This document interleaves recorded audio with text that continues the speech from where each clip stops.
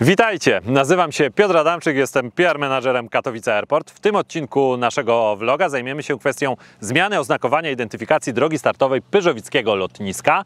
Zaczniemy od tego, że wyjaśnimy, czym jest oznakowanie identyfikacji drogi startowej. Następnie przedstawimy, co spowodowało, że tejże zmiany musieliśmy dokonać. Potem przybliżymy sam proces fizycznej zmiany oznakowania, a na końcu rzut oka na pole manewrowe Katowice Airport, czyli na drogę startową i drogi kołowania już z nowym oznakowaniem. Gorąco zapraszam do oglądania. Zaczynamy!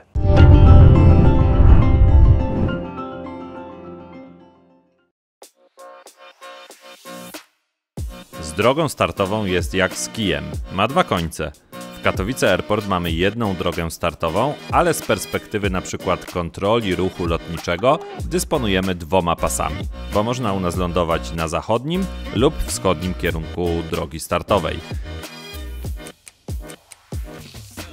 Każdy z pasów ma swoje dwucyfrowe znaki identyfikacyjne. W przypadku Katowice Airport przez wiele lat na wschodnim początku drogi widniały cyfry 2 i 7, a na zachodnim 0 i 9. Jest to oznakowanie identyfikacji drogi startowej.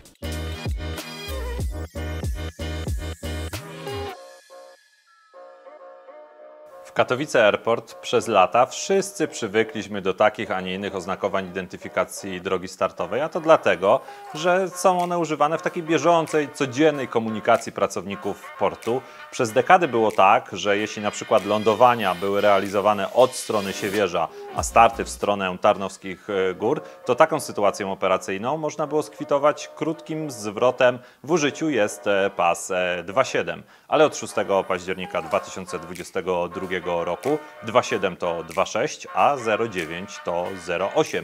I już spieszę wyjaśnić, jak do tego doszło. I nie powiem, że nie wiem, bo wiem.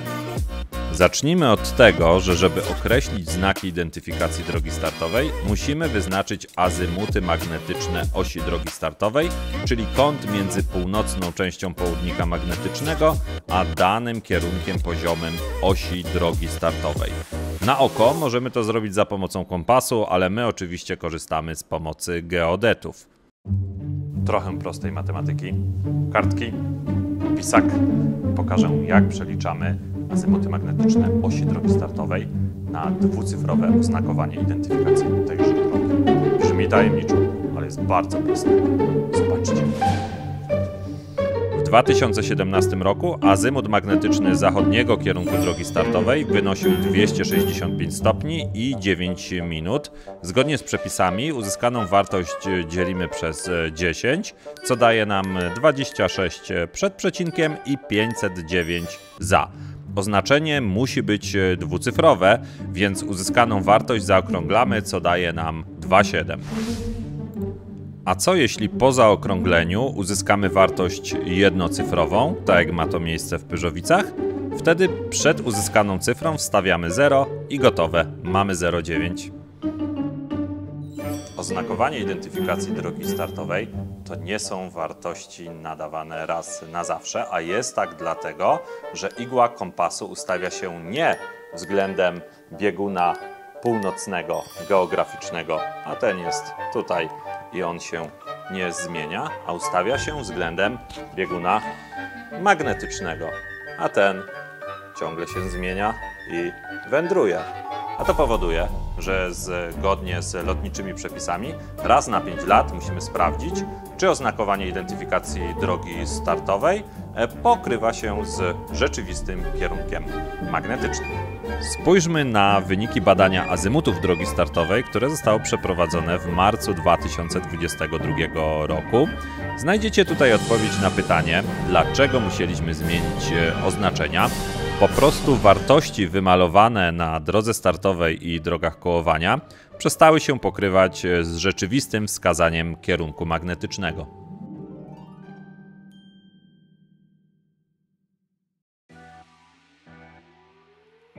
Oznakowanie identyfikacji drogi startowej zmieniliśmy na przełomie 5 i 6 dnia października 2022 roku.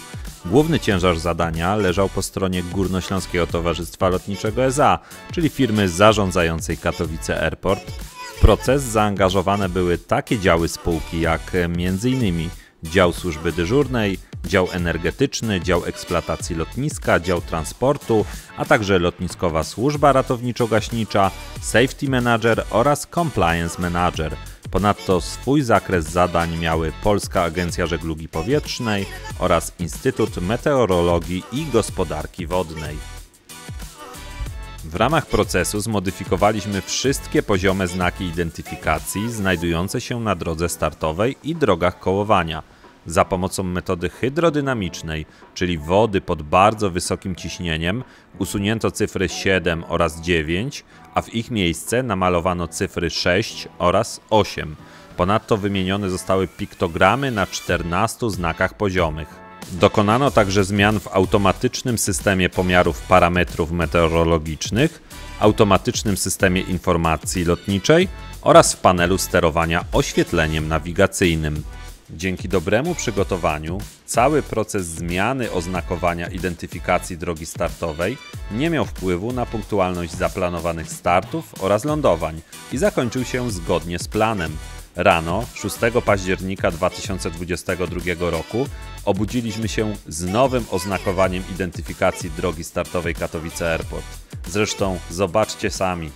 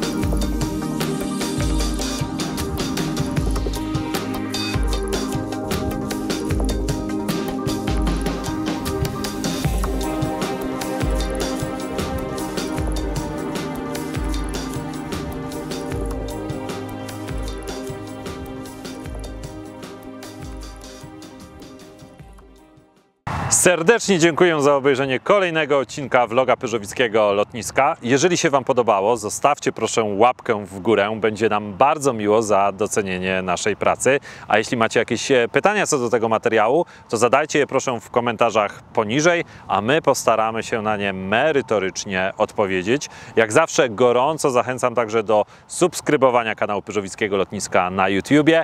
Koniecznie z dzwoneczkiem, bo dzięki temu będziecie dostawali powiadomienia o nowych materiałach, które tutaj wlatują.